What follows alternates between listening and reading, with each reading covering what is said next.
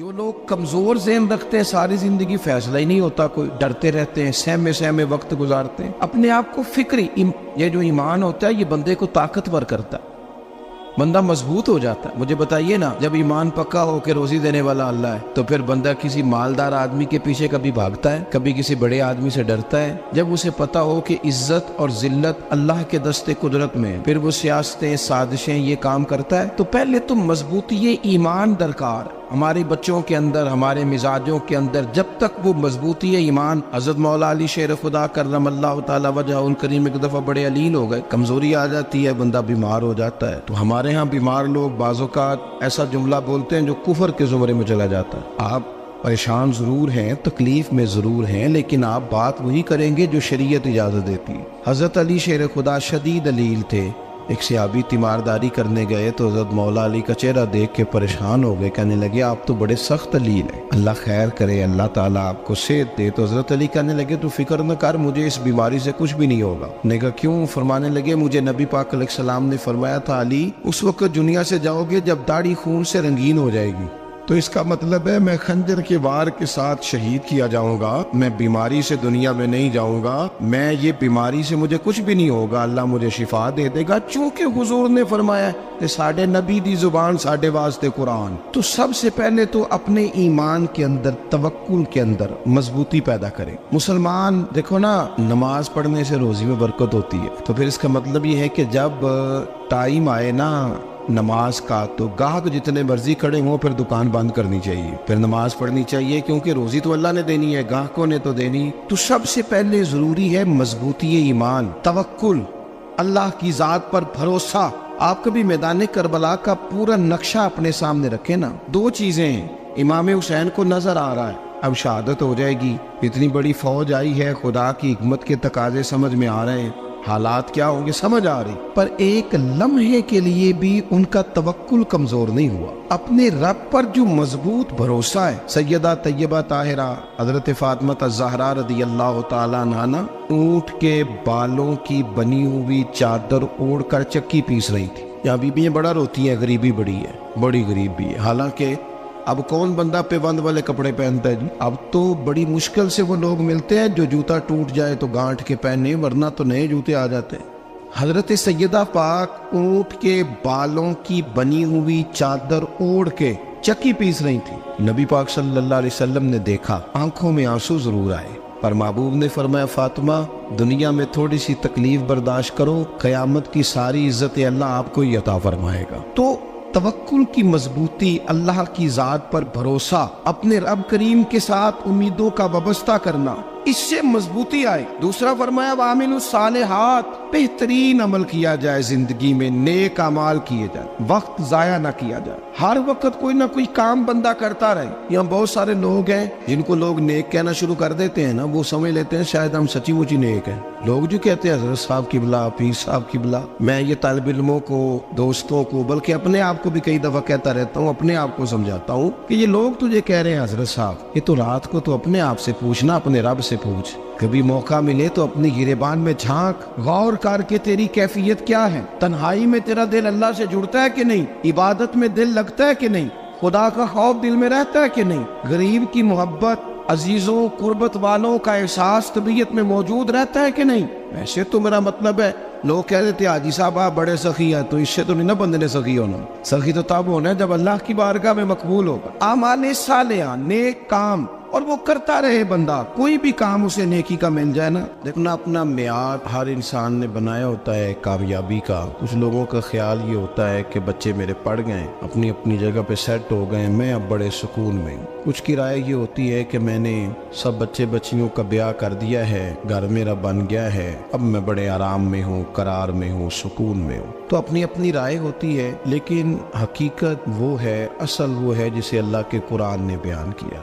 اللہ کریم نے فرمایا والعصر، اے محبوب علیہ السلام ہمیں آپ کے زمانہ مبارکہ کی قسم ہو، ان الانسان لفی خسر، فرمایا بے شک انسان خسارے میں، نقصان میں۔ اپنے تئیں کوئی دعویٰ کر لیتا ہے، آپ دیکھتے ہیں کہ بہت سارے لوگوں کے دعوے اپنے اپنے ہوتے ہیں نا۔ کسی بھی طالب علم سے آپ پوچھیں پیپر دے کے آئے تو پیپر کیسا ہوا ہے تو کیا کہتا ہے؟ جب کینڈیڈیٹ الیکشن لڑتے ہیں تو رات کو جب وہ سوتے ہیں تو سارے جیت کے ہی سوتے ہیں، ان کو سب یہی کہتے ہیں کہ لوگ سارے تیرے ساتھ ہی ہیں. حالات، یہ جتنے بادشاہ حکمران ہوتے ہیں ان کے بگڑنے کی بنیادی وجہ ہوتی ہے کہ یہ خوش فہمیوں میں مبتلا ہوتے ہیں. ہم میں سے بھی ڈھیر سارے لوگ ہیں جو خوش فہمیوں میں مبتلا ہیں. کچھ کہتے ہیں جناب ہماری نسبت بڑی تگڑی ہے. بھئی نسبت تو امام حسین سے تگڑی تو کسی کی نہیں نا. تو ساری رات نماز پڑھتے تھے، روزے رکھتے تھے، اللہ کو یاد کرتے تھے. آپ خالی نسبت پر بیٹھ کر عمل چھوڑ جائیں تو یہ کیسے ممکن ہے؟ تو اپنے اپنے تئیں لوگوں نے معیار کامیابی کے قائم کر لیے ہیں. اللہ فرماتا ہے کہ محبوب مجھے قسم ہو زمانے کی، انسان نقصان میں. یہ دن بدن جو وقت گزار رہا ہے تو اس کا نقصان، اس کا خسارہ، اس کا گھاٹا بڑھتا جا رہا ہے. روز نقصان میں. کتنا کتنا عمر کا حصہ لوگوں نے ضائع کر دیا. کتنے کتنے بہترین لوگ تھے لیکن روزی روٹی کے پیچھے وقت سارا برباد ہو گیا. یہ رزق حلال کے لیے دوڑ دھوپ ہو وہ تو بڑی بات، لیکن تکبر کے لیے اور خواہشات، بیجا خواہشات کی تکمیل کے لیے، ایک دوسرے سے آگے بڑھنے کے لیے بڑا وقت ضائع کیا لوگوں. اچھا کوئی بھی نہیں جیتا، خاندانوں میں بھی کوئی نہیں جیتا، برادریوں میں بھی کوئی نہیں جیتا، پر لڑائی ساری زندگی کی ہے. میں نے آگے گزرنا ہے، میں نے آگے، حالانکہ کوئی کسی کو جیتنے دیتا ہی نہیں. اپنے اپنے تئیں لوگوں نے معیار قائم کیے کامیابی کے. اللہ فرماتے ہیں بے شک انسان نقصان میں ہے، لیکن جس میں 4 خوبیاں پائی جائیں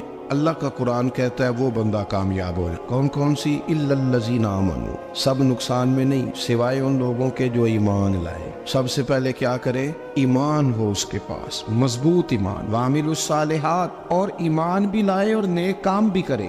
اور صرف نیک کام نہ کرے، وتواصوا بالحق، لوگوں کو حق بات کی نصیحت بھی کرے. اور ظاہر ہے سچ بولے گا، حق بولے گا تو بڑے لوگوں کے مفادات کو ٹھیس پہنچے گی، کچھ لوگوں کو تکلیف بھی ہوگی. تو اب جب تکلیف ہوگی تو پھر مصیبت بھی آئے گی. تو اگر حق بات کہنی ہے تو پھر کیا کرے؟ وتواصوا بالصبر، پر ایک دوسرے کو صبر کی بھی وصیت کرے. 4 چیزیں پائی جائیں، ایمان، اعمال صالحہ، حق کی نصیحت، اس رستے میں آنے والی تکلیف پر صبر. اگر یہ 4 چیزیں میسر آتی ہیں تو اللہ کا قرآن کہتا ہے بندہ کامیاب ہے. اور اگر یہ 4 چیزیں نہیں تو پھر کوئی بندہ جتنا مرضی دعویٰ کرے، جتنا مرضی شور کرے، جتنا مرضی اعلان کرے، وہ کامیاب ہو سکتا. سب سے پہلے تو اپنا ایمان پکا کریں.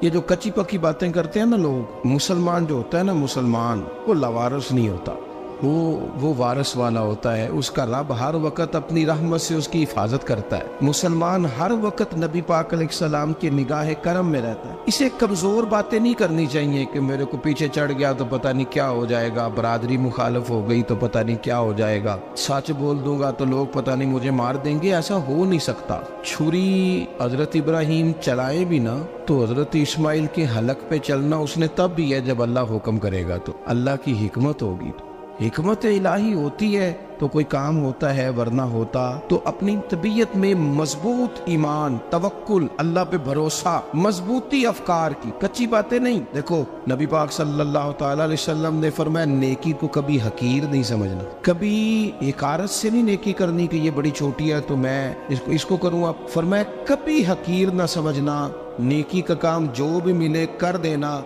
فرمایا اگر بھائی سے مسکرا کے ملو گے بنا تو اس پر بھی اللہ تمہیں صدقے کا ثواب عطا کرے گا.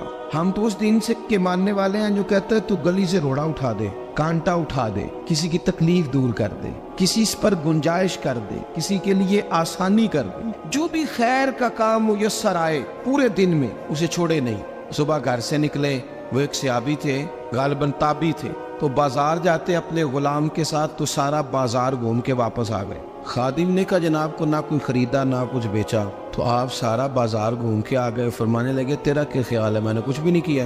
کہا جناب پھر کیا کیا ہے؟ فرمانے لگے تم نے دیکھا جو بندہ بھی گزرا میں نے اس کو کہا السلام علیکم، تو کتنی کو نیکیاں میں جمع کر کے آ گیا ہوں. کوئی خیر جو میسر آئے. ہم سمجھتے ہیں کہ شاید کوئی کروڑ کو روپیہ ہوگا تو پوری مسجد بناؤں گا تو پھر میں نے نیکی کر دی ہے. شاید جناب میں، حالانکہ یہ چھوٹے چھوٹے کام ہے نا، چھوٹے چھوٹے کام، ان کی تو زیادہ ضرورت ہوتی ہے، ان کی تو زیادہ حاجت ہوتی ہے. کوئی آپ رستے میں گزر رہے ہیں تو نیچے کوئی کھڈا بنا ہوا ہے تو اس پر ہم کیا کرتے ہیں؟ گاڑی میں بیٹھ کے تبصرہ کرتے ہیں اے روڈ کھورے کدو بننا ہے. بھئی یہ کھڈا ہے نا تو آپ نیچے اترے نا تو آپ دھاوڑا لیں نا، کئی پکڑے نا، یہ تو 5 منٹ کا کام ہے. یہاں آسانی کر دیں نا آپ، اس میں گنجائش کر دیں۔ حضور سید عالم علیہ السلام نے فرمایا، امام رازی نے حدیث لکھی ہے، قیامت کے دن ایک بندے کو اللہ معاف کرے گا تو مالک وہ بندہ عرض کرے گا، یا اللہ میں تو بڑا گنہگار ہوں، کس وجہ سے معافی ہوئی؟ فرمایا رات کے وقت تو گزر رہا تھا، تیرے پیر سے روڑا ٹکرایا تھا، تو نے اٹھایا ادھر ادھر دیکھ کے کہ کوئی اللہ کے کسی بندے کو تکلیف نہ ہو جائے۔ کہ مالک وہ تو میں نے زمانہ بیت گیا، کوئی اتنی بڑی بات بھی نہیں سمجھی۔ تو رب کریم نے فرمایا تو رات کے اندھیروں میں بھی میرے بندوں کا خیال رکھتا تھا، تو میں تیرا خیال نہ کروں؟ کوئی عمل ہمارے ہاں لوگ کوئی کام نہیں کرتے، بالکل نہیں، کوئی کام نہیں، نہ بڑے نہ چھوٹے نہ سمجھدار نہ ان پڑھ، کچھ بھی نہیں۔ نشستن گفتن برخاستن، بیٹھو راج کے گپے مارو، تبصرے کرو، فلانا کچھ نہیں کر رہا، فلانا کچھ نہیں کر رہا، اس کے بعد اٹھ کے چلے جاؤ۔ کچھ کریں، وعملوا الصالحات، نیکیاں جمع کریں زندگی میں، خزانہ بنائیں، خزانہ، اپنی ڈیوٹیاں اپنی ذمہ داریاں پوری کریں، ہر وقت کام، ہر وقت ذمہ داری، ہر وقت ڈیوٹی۔ لیکن نا امام حسن اور حسین، ان کی آپ کبھی زندگی کا مطالعہ کریں، فرض نماز کے علاوہ 100 رکعت نماز نفل روز پڑھنی ہے، پتہ کرنا ہے غریب کہاں کہاں ہیں، ان کا خیال رکھنا ہے، اور نیرے پیسے نہیں دینے۔ ہمارے لوگ ان غریبوں کو پیسے ضرور دیتے ہیں، عزت نہیں دیتے، ان کو 4 پیسے کی مدد ضرور کر دیتے ہیں، پر عزت نفس کا خیال نہیں رکھتے۔ امام زین العابدین رضی اللہ تعالیٰ عنہ فرماتے ہیں، گزر رہے تھے، آپ دیکھیں نا، امام غزالی حدیث لائے ہیں کہ بندہ اور کچھ نہ کرے، کسی مومن کا دل راضی کر دے تو اللہ 60 سال کی نفلی عبادت کا ثواب عطا کرتا ہے۔ دل بدستاور کی حج اکبر است، از ہزارہ کعبہ یک دل بہتر است۔ کسی کا دل خوش کر دینا،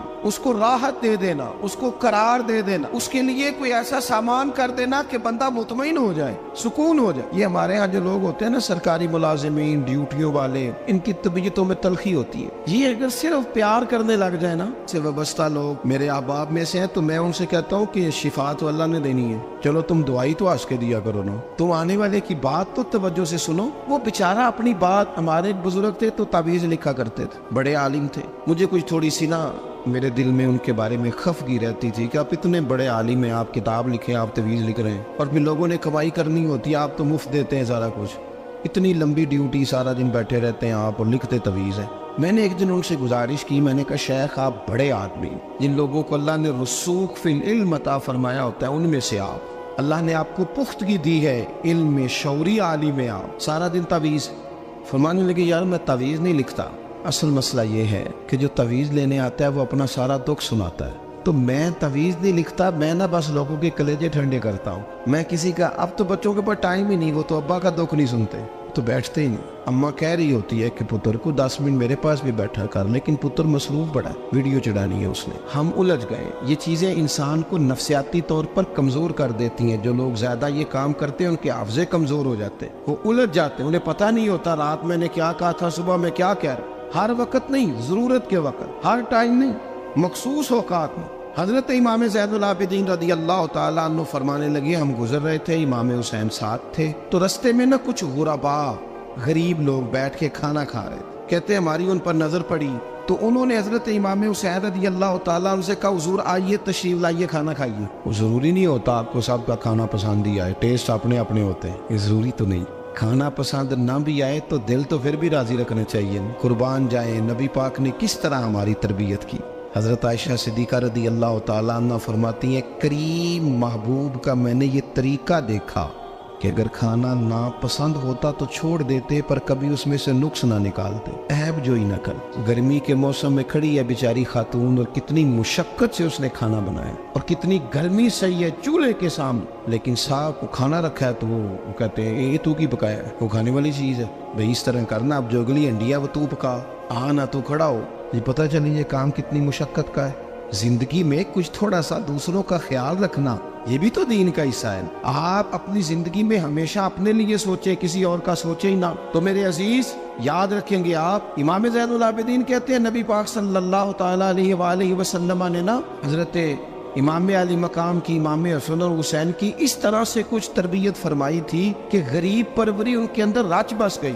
مزاج بن گیا. وہ غربا بیٹھے تھے دسترخوان بچھائے سڑک کے کنارے, تو امام حسین گزرے تو انہوں نے آواز دی. امام صاحب روک گئے, کہنے لگے حضور تھوڑی روٹی نہیں کھا لیتے ہمارے ساتھ. تو امام صاحب آ گئے, نیچے بیٹھ گئے غریبوں کے ساتھ. کوئی جرت کرے نا, چلو امیروں نے تو غریبوں کے ساتھ بیٹھنے کی جرت نہیں کرنی, کوئی پیر ہی بیٹھ جائے غریبوں کے ساتھ, وہی مہربانی کر دے کہ میں پیر صاحب ہوں قبلہ ہوں تو میں ہی چلو لنگر کھا لوں مریدوں کے ساتھ بیٹھ کے.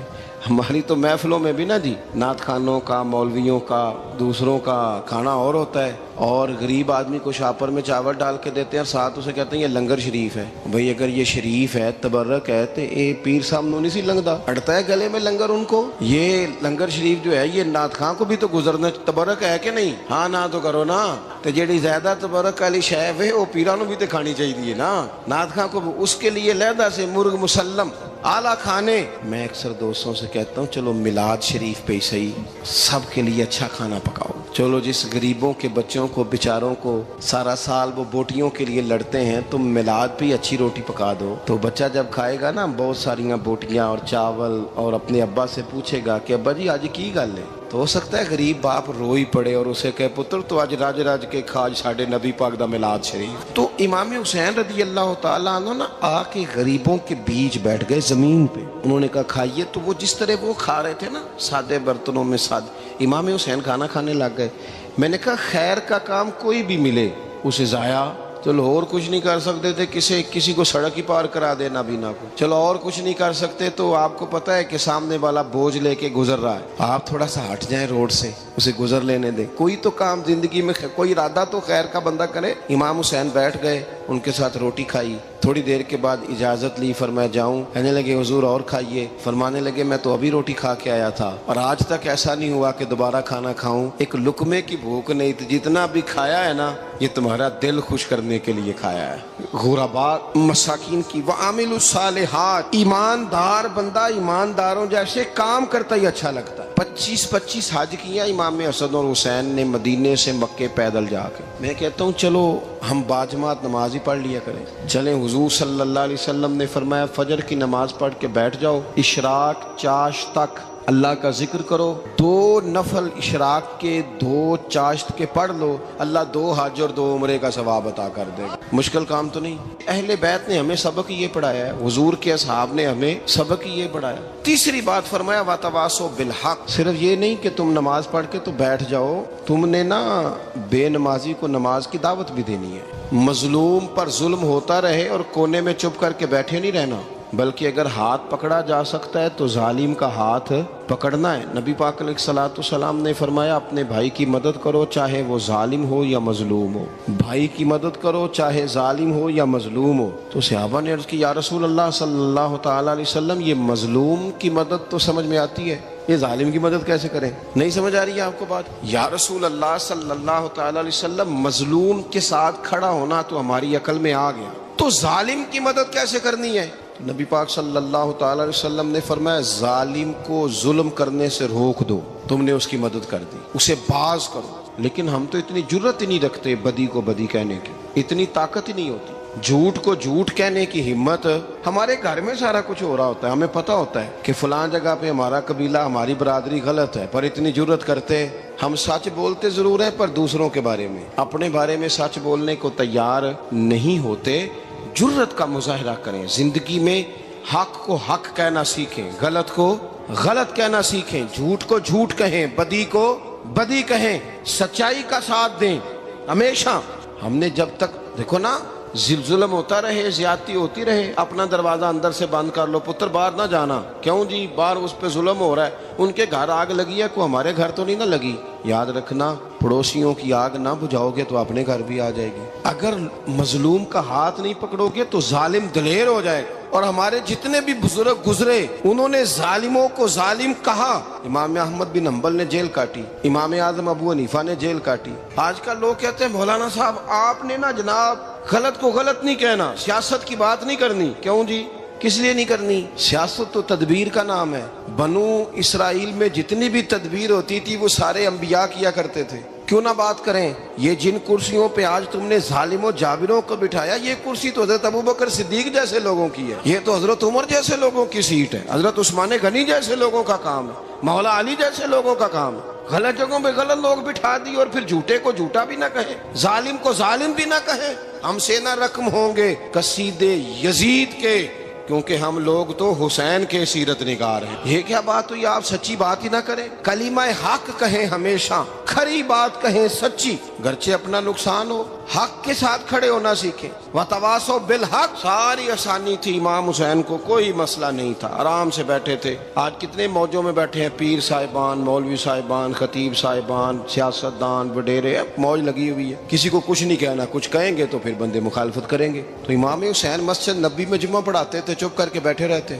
حضور سید عالم علیہ السلام کے مزار انور کے پاس بیٹھے تھے، بیٹھے رہتے۔ لیکن امام حسین نے فرمایا ظالم حکمران بنے تو وہ قوموں کو تکلیف دیتے ہیں، وہ ملی نقصان کرتے ہیں، وہ امت کا چہرہ مہرہ بگاڑ کے رکھ دیتے ہیں، لہذا کھڑے ہونا پڑتا ہے، کلمہ حق کہنا پڑتا ہے، الائے کلمت الحق کے لیے نکلنا پڑتا ہے۔ آپ اپنی زندگی کے اندر سچی بات کرنا سیکھیں۔ الیکشن کے دن آ گئے، میرے ایک بڑے محبت والے ساتھی تھے، وہ آ گئے ووٹ کے لیے۔ ویسے بھی یہ جو بیماری ہمارے ملک میں نا جی، ہمارے ہاں حکمران بعضوں کا کہتے ہیں اوے ہو جی جمہوریت بڑی ضروری ہے۔ وہ بھی کس مصیبت کا نام ہے جمہوریت؟ اقبال تو کہتے ہیں کہ یہ وہ چیز ہے کہ جس میں پتہ ہی کوئی نہیں ہوتا، پڑھے لکھے ان پڑھ کا، چھوٹے اور بڑے کا، سیانے اور بیوقوف کا۔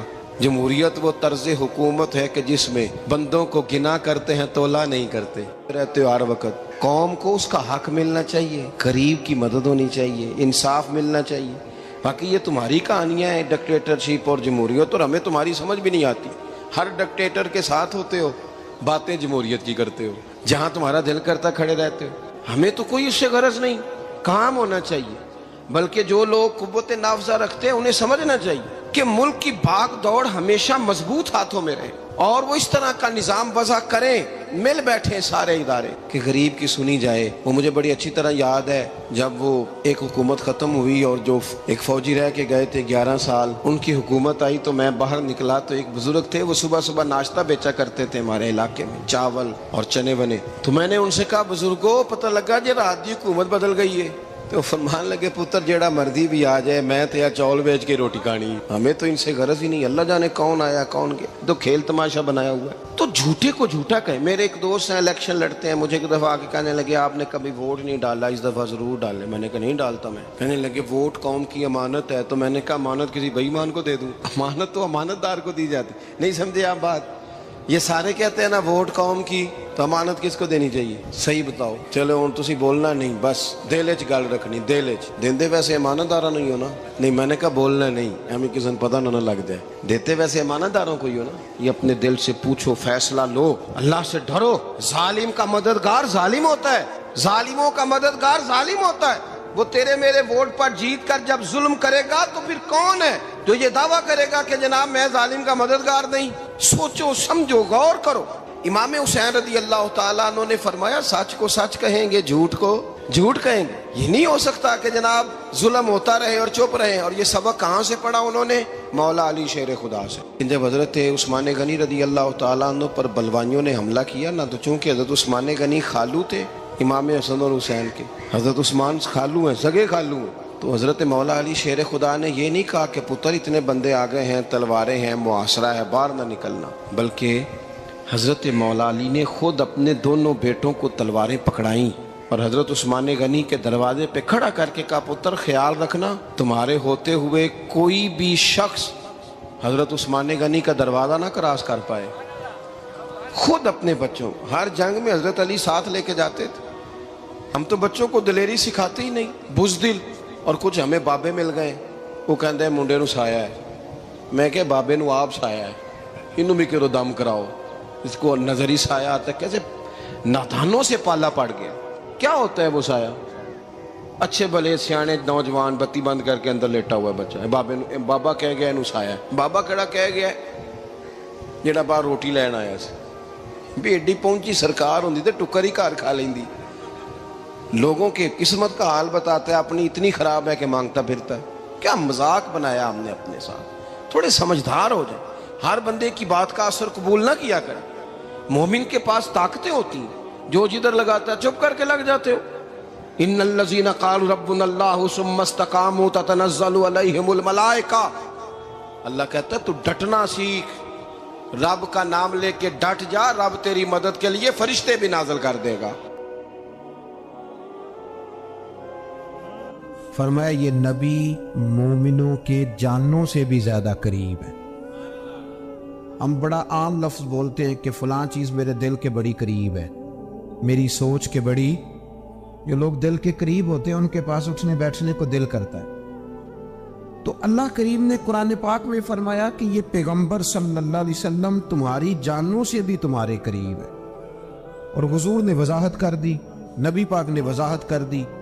حضور نے فرمایا لا یؤمن احدکم حتی اکون احب الیہ من والدہ وولدہ والناس اجمعین او کما قال نبی صلی اللہ علیہ وسلم. فرمایا تم میں سے کوئی اتنی دیر تک مومن ہو ہی نہیں سکتا جب تک ہر چیز سے بڑھ کر مجھ سے پیار نہ کرے. ایک مثال دے لوں، بات آسان ہو جائے گی.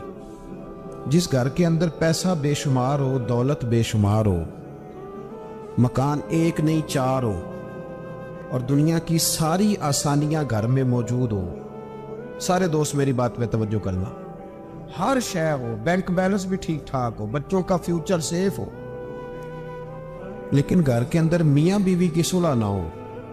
بچے کہتے ہیں گھر میں ہر چیز ہے پر امی اور ابا کا جھگڑا ہر وقت جاری رہتا ہے. وہ گھر صحیح چلتا ہے؟ آپ نے بولنا اس لیے نہیں کہ یہ باتیں لوگ، یہ گھر کے اندر کی باتیں ہیں نا. حالانکہ پاکستان کا تجزیہ یہ ہے کہ 95% میاں بیوی کے حالات ٹھیک نہیں. پاکستان یہ سرکاری اعداد و شمار ہے. 95% گھروں میں اختلاف رائے. یہ بات ذہن میں بٹھا لیں کہ میاں بیوی کا اگر اتفاق نہیں نہ ہوتا تو وہ کہیں کہ گھر میں کوئی بھی خوشی رہے گی تو یہ ممکن ہی نہیں، یہ سوال ہی نہیں پیدا ہو. 6 بچے ہوتے ہیں اور شادی کو 24 سال گزر جاتے ہیں پھر بھی طلاق ہو جاتی ہے. اس لیے کہ میاں بیوی کے لیے سب سے ضروری چیز آپس کی محبت ہے. اور یار کیا خوبصورت انداز ہے میرے رسول پاک علیہ السلام کا.